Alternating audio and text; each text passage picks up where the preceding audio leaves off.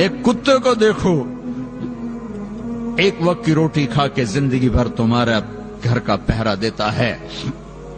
ہمارے گھر میں ایک چھوٹا سا کتی کا بچہ آ گیا، نہ میں ہوتا ہوں نہ میرا بھائی ہوتا، میں سفر میں، وہ ڈاکٹر ہے لاہور میں، ہماری والدہ زندہ تھی، وہ اس کو نوکروں کہہ کے روٹی ڈلوا دیتی، وہ وہیں بڑا ہو گیا، میری ماں مر گئی، گھر خالی ہو گیا، وہ اسی گھر میں بھوکا پیاسا مر گیا، اس نے گھر نہیں چھوڑا، اسے تو نہیں پتا کہ گھر کی مالکن مر گئی ہے۔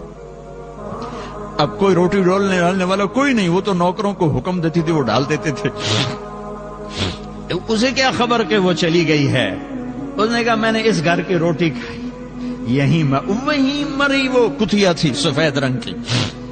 سلمان احسان کا بدلہ دیتا ہے، احسان فراموش نہیں ہوتا ہے۔